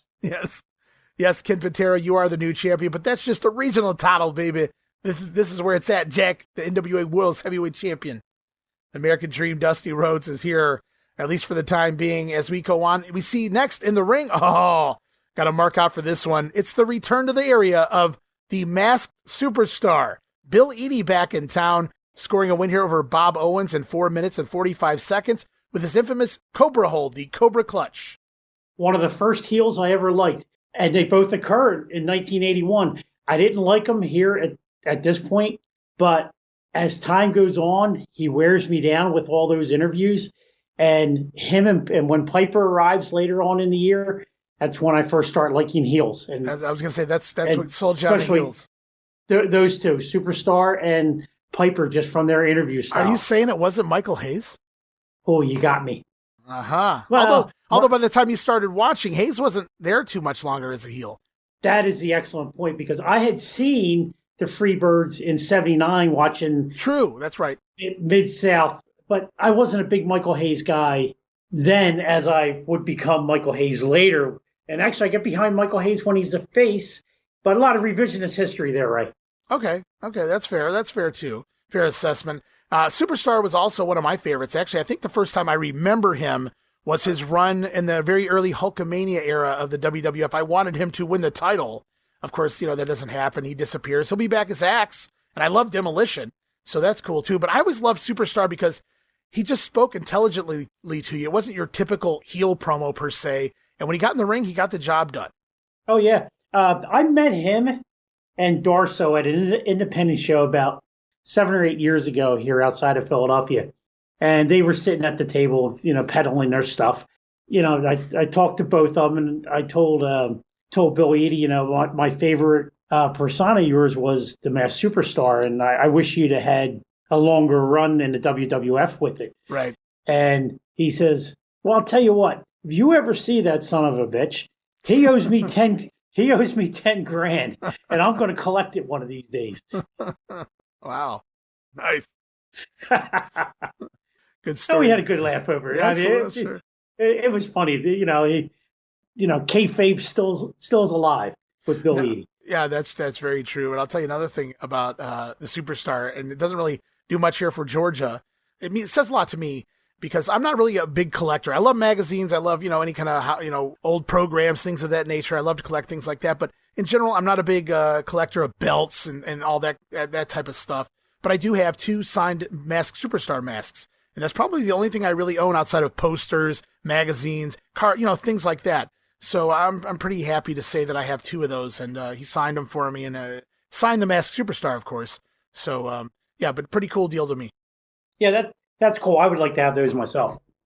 As we roll on, guys, we've seen the Masked Superstar return. We've seen Jimmy Snuka back in action here. Ken Patera's been here for a while. But up next, another George Scott boy, another newcomer to the Georgia territory. It's Jay Youngblood here in this interview. And I want to take a couple of moments right now to interview a young man that we're going to be seeing in action a little bit later on. I'm referring, of course, to the sensational young Jay Youngblood. And first of all, welcome to Georgia Championship Wrestling. Thank you, Gordon. It's a pleasure being here. There's only one reason that I am down here. And I think everybody knows, and that's Jimmy Snuka. You know, about 8 months ago, the man took it upon himself to break my leg, to put me in the hospital for 3 months. Jimmy Snuka, Jay Youngblood is here. Not Chief Wahoo McDaniels, brother, but Jay Youngblood, the man that you broke his leg. And I want you to listen. I want you to listen real close. There's many, many titles around the world. There's a world title, but I'm not here for that, because the man that holds it now is doing a heck of a job. I'm here for one thing, and Snuka, that's to get revenge on you, brother, Indian revenge. Snuka, what you did to me was uncalled for. No man should ever get in the ring again, excuse me. But Snuka, you never probably ever thought in your entire life that you'd see my face around again. Well, I want you to take a good look at this face, because I'm here to get your tail, Snuka. And I'm not going to quit until I do. And I want you to remember that. I'm not here for no titles. I'm not here for nothing else except Indian revenge, Snuka. Like I said, you probably never ever thought you'd see the likes of Jay Youngblood again. Well, I'm here, brother. And I'm here for your leg. And anything that you want to put up, Snuka, I'm going to break it. If I have to take you from pillar to post, my friend, I've chased you all over the country. But I finally found you in Georgia. And now I'm on your tail. And I want you to remember that. First Snuka, then Edie, and now Jay Youngblood, Jamie. George Scott getting his Crockett boys in here, as Youngblood says he's here for revenge on Jimmy Snuka, who broke Jay's leg 8 months ago, along with Ray Stevens. That actually did happen up in the Mid-Atlantic. But so Jay noticed was put on the shelf for 3 months, he says, by the Superfly, as he randomly makes it clear here in this promo, he is not Wahoo McDaniel. I wrote, okay, that was a little weird. Youngblood not here for the world title, or any title for that matter, just here for the Superfly. He calls it Indian Revenge. So I wrote, not the best promo, Jamie, but I believe I found a new term, Indian Revenge, as Native American leg bones seem to break easily here in professional wrestling. Well, that's at least 3 Indians in the last 4 years. There you go. Or Native. Well, I'm Indian. I can say Indian. Well, I thought it was funny here, and he'll do it again. We'll hear it again here in the same episode. He makes it very clear for some weird reason out of nowhere, I am not Wahoo McDaniel. I don't know what that means. I didn't get it either. I mean, actually, that interview, I could call him Mr. Personality number 2 after that. You certainly could. He certainly earned that right. They could be certainly a tag team of sorts. Keep them off the mic. You would think George Scott, though, would have had access to when he broke his leg. Sure, you would think so. And just showed it real quick. Yeah, go back in there. Yeah, good call. Because that's something that they would do in the territories back then. If you're going to use an angle from someplace else, try to get the film and show it, unless there just wasn't any film left. Because they did record over everything back then. Well, that, or I'm wondering if Jay got the job and they came up with this after the fact. He showed up to TV that day. They said, "Hey, let's do this." Oh, okay, that's what we're doing. I'm wondering if they just didn't have time to go try to grab the footage either. So, that's a possibility. As we go on, we see the brand new tag team, it would appear, of Bruce Reed and George Wells scoring a Master G, baby. Master G. And Butch Reed. Hey, 2 guys that Watts used to try to replace the dog. Reed succeeded a little more than Master G, but they'll team up here and score a win over the French Angel and Jose Medina. Funky Cold Medina. Oh, that would have been a tag team. There you go. That's a Tom Robinson line. Master G. Tom used to call him that. That sounds like something Tom would do. But Master G now in town, teaming up with Bruce Reed. So it's pre-Butch and pre-Master G here, but they score the win. So another tag team in the running. As we go on, it's Wildfire Tommy Rich over Bruce Gallagher. Also, we see Terry Gordy and Jimmy Snuka back at it again this week on TV, beating the longtime veteran Abe Jacobs and Mike Fever. So we get a little more Gordy and Snuka this week. More Gordy and Snuka is a good thing. And looking back, I had no idea who Abe Jacobs was at this point. Right. Just knew he was an old guy. I just knew he was an old guy. And here, to me, it's kind of the equivalent of Tony Altamare. I could see that. Certainly. I had no idea. When I saw Tony Altamare at the Spectrum, at the Spectrum, because I never saw him on the WWF TV, I'm thinking, who's this fat guy? And why is he wrestling? And then I found out later on that he was Albano's original tag team partner, and he was actually something once upon a time. Same thing a couple years later, I found out about Abe Jacobs was actually something once upon a time. Yeah, he'd been around the block for decades there in the ring, and a little more of a hand in the ring, I guess. Maybe never really made it per se, but he'd been around for decades. And in regards to Altamori, do you know that he also kind of worked for the office, kind of like a gopher? They used to send him around and keep an eye on, keep tabs on certain guys, including Hulk Hogan in his first heel run. I guess Altamori was kind of his chauffeur, so to speak, to keep him keep him under control. That's what I've been told. I had no idea about that, but I knew Altamori was a good hand. Yeah, or as Hulk Hogan referred to him, Tony Altamont. That's what you get with the Hulkster brother. As we go on, well, they got to address it here. The big elephant in the room, the NWA World Title change. Gordon Solie hosting the NWA World Title matchup, making it a big fight feel here at the Omni. We're going to hear from Gordon as he throws it to the matchup. We're going to see highlights from that match. It's going to be followed by Dusty Rhodes cutting a promo as the new world champion. And then we're going to hear from the former champion, Harley Race. The voice of championship wrestling. Here we are at the Omni in Atlanta before a total sellout crowd as two greats of the wrestling world, 6 times world heavyweight wrestling champion Harley Race and the American Dream, former world heavyweight champion, collide for the world title.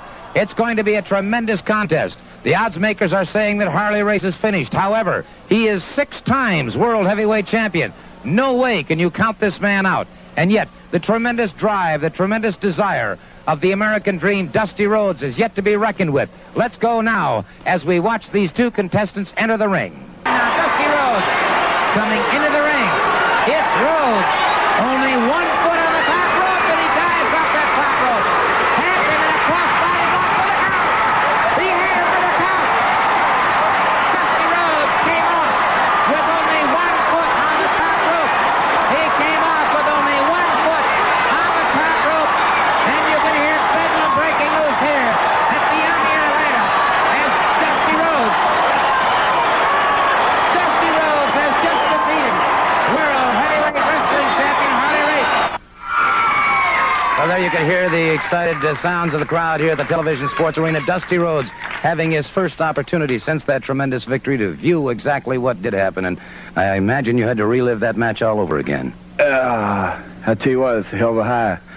It's something that you always dream of doing, dream of being. But the main thing is that for Dusty Rhodes, it was being able to promise the wrestling fans something for so long, and then finally being able, after they've been so damn good to me, give them back what they really want, and that's the World Heavyweight title. Well, of course, Dusty, there's one man who's extremely upset over this. Obviously, it's Harley Race. I guess he would be upset. He's going home for the summer. Well, I'll tell you what, Dust, he did have some pre-recorded comments that I think you really ought to listen to at this particular time. So let's turn now to these previously recorded comments of Harley Race. Now I'm telling you, head on, straightforward, that I'm coming to take your belt. I'm coming to retrieve what rightfully belongs to the undisputed world's heavyweight champion, a man that's been there 6 times around. Columbus, Ohio, I'm going to pound you till you beg me to stop. I'm going to take back what's rightfully mine. I'm going to take back what I devoted my whole entire life to have. It's coming back home to the master of wrestling. Let me tell you something, Harley Race, whoever it may be, you know, number 1 contender he gonna have his chance. It's right here up on it. He'll have his chance. But let me tell you right now and make it perfectly clear, it took a long time to get where I'm at. Now you can take Ted DiBiase, you can take Tommy Rich, you can take Ken Patera, you can take Bruiser Brody, you can take Harley Race, you can take Jimmy Snuka, you can take all of the great athletes in the world, Ric Flair, while all the men around the world. Let me make one statement to them right now. When you come for it, when you come for it, you better bring a load. You understand? Bring all you got, because 260 pounds of screaming steel and sex appeal, the new world heavyweight champion, gonna be all over anybody that wants any of it, because me and my people ain't backing up from nobody now, Jack. I'm the world champion. I'm gonna stay that way. There you have it, the comments from the World Heavyweight Wrestling Champion, Dusty Rhodes. So there it is, Gordon Solie selling it hard. Dusty Rhodes, only 1 foot on the top rope. Kind of like Shawn Michaels at Royal Rumble 95. 1 foot. But Gordon was marveled by that here. Dusty coming off of that 1 foot, Jamie. Hey, Dusty did have agility for a man his size. Oh, I'm not going to deny that, especially back in this time period, as they refer to it as a hell of a high. That's what Michael Hayes said. As Dusty Rhodes, the new champion. Harley Race clearly upset, coming back to take back what rightfully belongs to him. 6 times NWA World Champion, coming to Columbus, Ohio on June the 28th for a rematch against the American Dream. So, again, doing a little bit more with Columbus than they are with Chattanooga. Yeah, you're right. Also, Dusty Rhodes here joking that, of course, Harley's upset because he's going home for the summer, Jack. He's not the champion anymore. Dusty Rhodes name-dropping several stars from the NWA, calling them all on to get in the ring. And then Dusty referring to himself as only 260 pounds. I wrote, come on, Dust. Who you think you're fooling? Even looking at him, he was much thinner here, but he was not as thin as he was against superstar Billy Graham a couple years earlier. Oh, well, I'm not trying to mock him. I'm just saying that's not 260 pounds. That's all I'm saying, guys. 260 pounds of twisted steel and sex appeal. There it is, baby. See, you know what you're talking about, Jammie Ward. As we roll into hour 2, it appears Gordon Solie has randomly been replaced by Freddie Miller as the host of the show. Gordon apparently on special assignment. I put air quotes around that, guys. Special assignment, a.k.a. perhaps a trip to the local liquor store. Him and Dusty, just like after Dusty won the belt, they went out on the town. Out on the town, but Gordon was here for hour number 1. So this is, I'm very confused as to what the hell's going on here. Gordon and Dusty are headed out for a nooner. A nooner. Oh, well, that's a good call because they're recording earlier in the day. That's very possible. Not the nooner you guys are thinking of, though. We're talking about heading to the bar. I hope that's what he's talking about anyway. Yes, that's what I'm talking about. Just making sure. Oh, my God, because I don't even want to think about it. Ric Flair would have been the different one. Both of them? No, I think he would have been both, right? Ric Flair. Yeah, Ric Flair and Gordon probably. Brother. So Gordon Solie gone for the second hour. Freddie Miller here. He's standing by right now with the Wildfire, Tommy Rich. Welcome to another exciting hour of Georgia Championship Wrestling. Gordon Solie is on, thank you very much, special assignment for this hour. And Tommy Wildfire Rich, one of the most popular wrestlers to ever step in the ring here in Georgia or anywhere else in this country, is with us as our guest to open this hour. And Tommy, later in the program, they're going to see the match, the controversial match between you and Ken Patera, and you'll be here with us to watch it, where the title changed hands in Atlanta just a few days ago. That's exactly right, Freddie. It's been a big uproar about it. A lot of people said, why don't you get in touch with the NWA, have the film viewed, and get your belt back, get the people's belt back. Well, Freddie, that's never been my way. I come, I left, and I'm back, because I finally decided I'm going to stand up on my own 2 feet, and I'm going to go after and anything I got to do, I'm going to do it. And Patera, he's the Mr. Olympic champion, Mr. Muscles. He's got it all. And he's the one that's home and lay down at night and think about how he beat Tommy Rich for the belt. So, and just like we said, Freddie, we got the film here, and I want all the people to see it. And, I'd just like to say, I'd like to say another thing, too. Summer's here, and, I've seen all the pretty Georgia peaches here. You got a lot of new guys, Jay Youngblood coming in, Jimmy Snuka. I think they're going to be a whole lot happening there. And, I'd just like to say it's good to be here in Georgia. Tommy Wildfire Rich, the former Georgia champion, wants his belt back, and rightfully so. And he's still as popular here. You can tell by the response he generates every time he gets on in this interview area or into the ring. And we'll be talking to Tommy and showing that match later. Thank you so much, Tommy Wildfire Rich. All right, there it is. Gordon Solie on special assignment. So Freddie Miller hosting the second hour here as Tommy Rich no longer the Georgia heavyweight champion. More on that later in the program. We did touch on that a little bit from the Omni show. But Tommy Rich, no longer the main focus right now, if you will. He's taking a step back, but he'll be back. Reassured, no worries, people. No, it's kind of a reset button of sorts, not just for Tommy Rich, but for the territory. Obviously, we have a new booker. We've got new talent coming in, but also Dusty wins the world title, and that should be the focal point this week. Right. It should be all Dusty and maybe focus on some heels, but no other baby faces. It should only be, Dusty. They have him in studio. Make Dusty the star. And we heard from this gentleman earlier. We're going to hear from him again in just a moment, but it is Mr. Indian Revenge. Jay Youngblood scoring a win here over Gypsy Joe. As we go now, who booked this shit? A second interview. Standing by right now is Jay Youngblood. This Indian is on you, my friend. And I'm not going to stop until I put you out of wrestling just like you did me. And I have all the slack that I need. I got the Tommy Riches. I got everybody that I need to get you, my friend. And like I said, I'm going to do it if it's the last thing that this Indian does. The 5th is the last time you'll ever show your face around Georgia or any other place. Snuka, you're not messing with Wahoo McDaniels. You're messing with a wounded Indian, a man that you disgraced, a man that you put out of wrestling, something that I put food in my mouth with. Snuka, you're going to pay the 5th, my friend. Thank you very much, Jay Youngblood. It's nice to have you here. He's a very determined man. So there it is. More Indian revenge on his mind. I said that certainly happened, Jamie, didn't it? Very gung-ho Jay Youngblood proclaiming he is not Wahoo McDaniel for the second time on this program. I don't get it. Just a wild guess here, because Jay doesn't stay around very long. Spoiler. George Scott's probably just trying to get him some exposure, kind of like Mr. Personality #1. Throw him out there and get him some experience. He had experience before with Steamboat, but Steamboat did most of the talking in that team. Jay didn't do as much. Oh, I agree. I mean, and that's another scary thought. Steamboat was the talker of that duo, and Steamboat was never a great promo. I think Steamboat had about 2 good promos I've ever heard. And of course, maybe I'm missing a few somewhere. Maybe he got better in the 90s and I just don't remember. But by 1980s standards, Steamboat by far was not a very good promo. And for him to be better than Jay Youngblood, you're right, he was, because I heard a lot of their Mid-Atlantic stuff.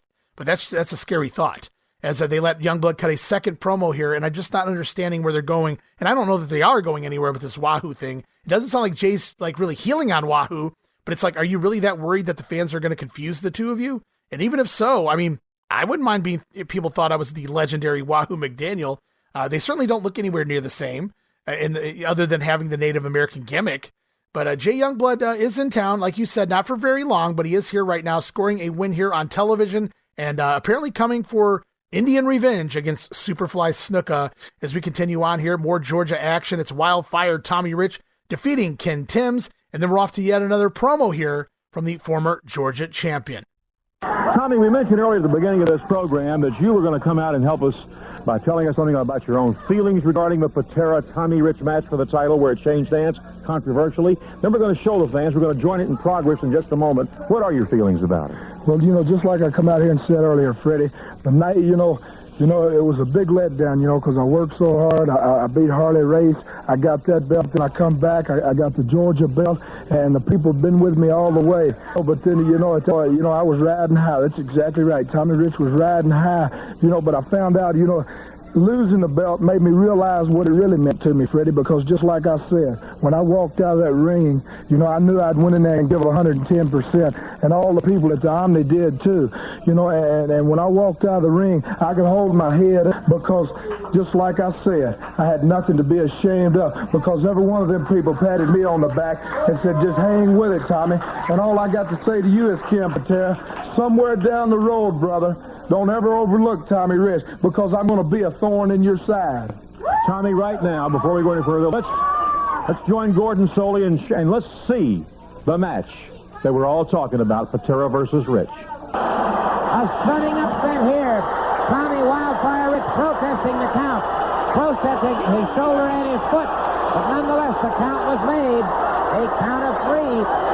Ken Patera emerges as the victor, as the new Georgia heavyweight wrestling champion. Well, Tommy, there you had it, and I know you feel real downhearted about it. The fans here irate when they watched it, but they're all with you. Freddie, I feel downhearted about it, but I got a good feeling about it too, because just like I said, I know that the people of Georgia are strictly behind me. I had a lot of people say, well why didn't you, get the referee? With Scrappy McGowan, I know Scrappy very well. He's a friend of mine. And a referee's job, it's got to be one. I've been a special referee before myself.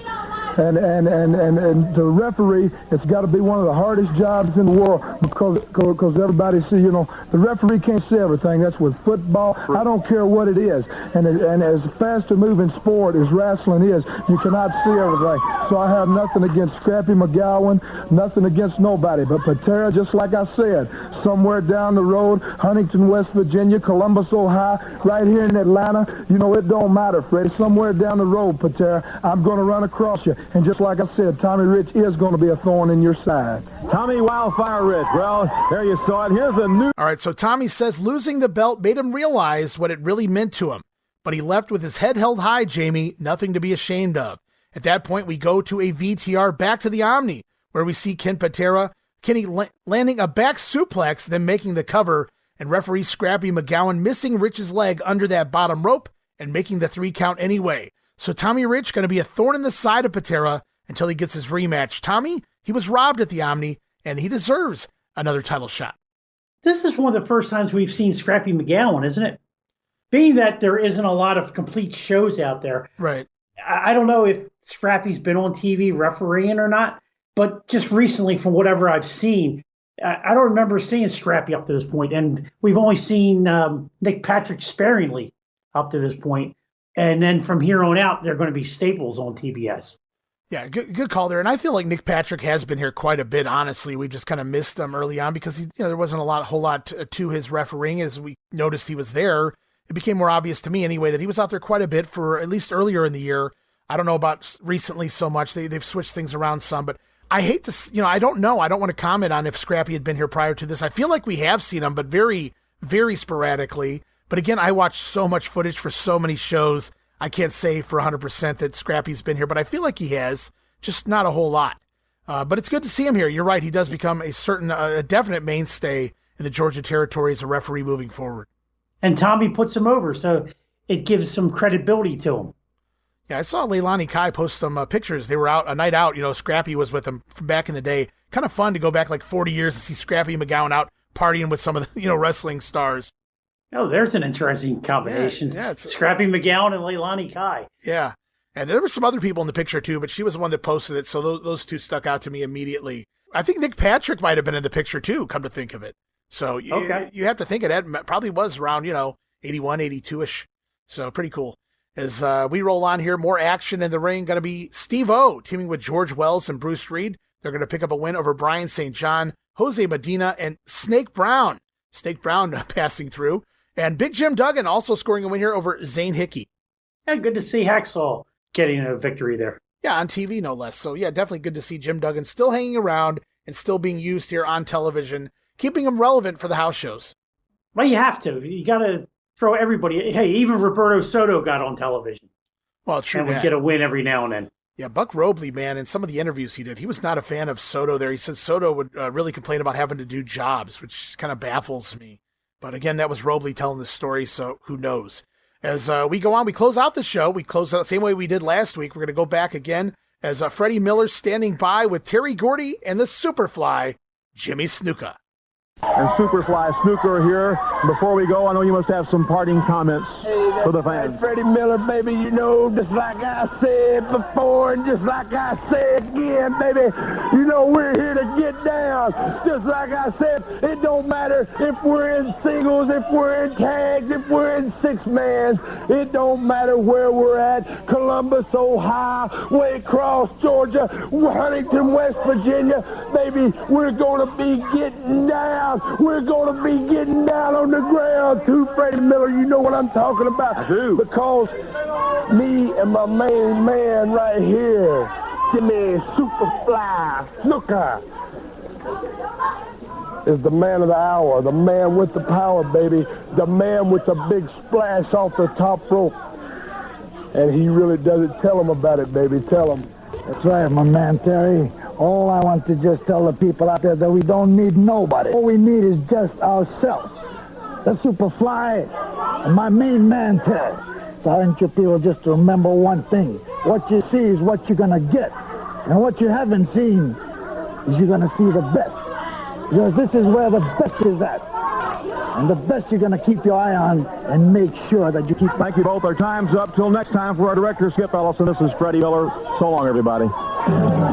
Freddie introducing Terry Gordy and Superfly Snuka here, Jamie. You caught that too. Oh, yeah. You can't help but notice that southern accent's coming through. Freddie's another guy had his own vernacular, but Freddie was lovable. That's how my grandfather would have pronounced it, Superfly Snuka. So I kind of popped for that. I loved it. As Terry Gordy doing his best. I don't know if you caught this or you thought this way anyway, but I thought Gordy in this promo, not so much last week, but here, I thought he was trying to channel Michael Hayes. I wrote a Michael Hayes impersonation this time around here for Terry Gordy in this promo. And boy, if you thought the Freebirds knew how to soar, quote unquote, high, guys, think about it. Snuka and Gordy together. Woof. Can't even imagine the party time they had after the shows. That's what I'm saying. You team Michael up without Buddy Jack around. This would have taken the Freebirds to a whole new level. Well, you talked about, they might not have been here another year or two in the business or even on Earth. But you talked about Snuka finding Michael Hayes the remains of his stash. I mean, I'm sure Snuka had his own, and it may have been more potent than Michael's. Well, but then you combine them, and you go next level. Yeah, and then again, they wouldn't be here as we go on. That's it. That closes out the show. That's going to be it. Jimmy Snuka and Terry Gordy closing the show for the second week in a row. The last thing we see on our TV screen, keeping them fresh in their mind. But man, all Japan levels of goodness in the ring. Maybe not the greatest promos, but man, what a talented team. And I'm looking forward to seeing them for the next couple months at least. Oh, yeah, they're going to have a good run. And I think you have a lot of complete shows coming up. So people better make sure that they do watch them and follow along with us. Totally agree there. Jammie Ward knows what he's talking about. You guys better stay tuned. We're going to try to get some of those up. In fact, I posted the next couple of shows, or at least my version of the next couple of TVs after this up on my YouTube. Go check it out right now, youtube.com/WrestlingGrenade. And I say that because there is other footage of those shows out there. However, mine I feel is, I don't want to say it's more complete. There's probably things on mine that you won't find on the other footage that's out there on YouTube, and vice versa, potentially. But I do feel that mine is the quality, the video quality is amazing, and I invite you guys to go check those out. Yeah, that's what I found when I just checked it out. There's stuff that you had that the other source doesn't have on YouTube, and vice versa. But your quality is amazing. I don't know, who you held up to get this quality. These are actually, I've had these for quite a while. I converted them to DVD years ago. And then I eventually converted them to digital files, which is why they've now made their way to the lovely world of YouTube. And I'm happy to have them on there. And here's what's cool, right? When I did even though I already had my YouTube search on for my Georgia 1981, when I brought up July 4th, because that's the first one you put up, it went right to yours. Oh, very cool. Well, I'm glad people are, utilizing it in the interim. And hopefully it takes off. People hear this and go check it out. It is free of charge, guys. It's right there on YouTube for your viewing pleasure. So hopefully, you guys can kind of watch along, see some of the stuff we're going to be talking about next time out here on the program in the next couple of episodes here on Regional Rasslin. And Jamie, it's that time of the show. We're going to close up shop. We looked at a couple more episodes of TV as well as a big Omni show featuring a NWA World title change. We've seen a few of those here this year in Georgia. Of course, Tommy Rich winning the belt, Harley Race winning it back, and now the American Dream taking hold of the championship gold. But now as we close up the show, we get ready for more television, more Omni programs down the line. But until we get there, Jamie, you got anybody you want to say hello to out there? Yeah, might as well start off and let everyone know that I'll be back on the Other Ship podcast coming up next weekend, I believe. I'll be on their Royal Rumble preview show. So if you get a moment, please check out the Other Ship with Michael Herrick, Chris Spiker, Drew Samuels, and William Merriweather. Very cool guys. Yeah, very cool guys. They just don't talk wrestling. They talk a lot of different subjects. This week, I believe their show is very music centered. And they have Benji Fido, who is a nationally known disc jockey, will be one of their guests. Oh, very cool. So, and if you get a chance, please check it out, people. All right, I love it. Yes. And hey, guys, while we're here, let's promote the upcoming GrappleCon. Barry Rose and Captain Nick Massey going to do the GrappleCon in Orlando. I believe it's April the 20th, if I'm not mistaken. Jamie, You're going to be there. I'm going to be there. Roman's going to be there. Yes, Roman will be there. And now all you have to do is talk Bob Roop and Gene Jackson and get there. We have the band together. I was talking to Barry off air, and he was like, we need to figure out a way to try to get Bob down here. So we're working on it. I can't make any promises. We're putting our heads together. We're trying to think of something we can come up with to get Bob down there in regards to transportation and whatnot. But that would be cool to have everybody down there like that. But it's going to be cool to run into both you and Roman at the same time. I don't know if Roman's much of a drinker, but we gotta have a salute in some way, shape, or form when we meet up. If worse comes to worse, we raise a glass of milk. Well, Roman can raise a glass of milk. I'm drinking liquor, my friend. That's called vacation time. I don't know. Coffee in the morning, maybe a water to hydrate before bed, but in between, it's all alcohol all the time. That's how Ray Russell rolls on his vacation. So, but it was a fun time this week. Kind of a fast show, as it's not a whole lot of these episodes out there, the June, July stuff, but very shortly, we're going to get to the point where every episode is out there almost in completion. So certainly by the time we hit August and throughout the rest of the year. And that's going to be big time because we're going to have, like you said, the star, it's going to get even more star-studded, more stacked, lots of big matches and lots of great angles and things upcoming. Yeah, we're about to enter a time period of not only when I started to get the complete episodes every week and started watching, but a lot of America, once you get to July of 81, cable starts penetrating more areas. TBS is on a lot of those cable things, and this is where a lot of people fell in love with Georgia Championship Wrestling. And when Black Saturday occurs 3 years later, it's why so many people were upset. All right. Well, you said it all. I had Black Saturday. Ugh, I shudder the thought. Of course, that's quite a ways off at this time. So we're going to enjoy Georgia here in 1981, and we'll see where we go next. Will we continue into 82, or what will we do next? We'll have to figure that out when we get there, Jamie. But for right now, just enjoying the time. We know so many, big things coming. Tommy Rich versus Masked Superstar. Michael Hayes versus Terry Gordy. Roddy Piper coming to town here before too long. It's going to be a tremendous time in the second half of 1981 here in Georgia Championship Wrestling. But it's been a fun ride thus far. It's been a great ride. We're 6 months down, 6 months to go. Yeah, I'm looking very much forward to it. Thank you once again, Mr. Jammie Ward, for giving us a little of your time. My pleasure. And, next time you want me, just like shoot up a flare or something. I'll know it's you. I'll find you. I have you now, and I shan't let you escape. Ladies and gentlemen, Jammie Ward, once again, another great episode for Georgia 81. Oh, thanks for having me, Ray. All right, and that will wrap it up here this week on Regional Rasslin. Going to be back soon. More Georgia 81, more UWF 86, and more Memphis 85 right around the corner. And of course, as always, I am your host, Ray Russell. You can follow me on X at Rasslin Grenade. That's at RASSLIN Grenade. Also, Facebook.com/Rasslin Grenade. And we'll be back soon with more Regional Rasslin, where we talk the territories.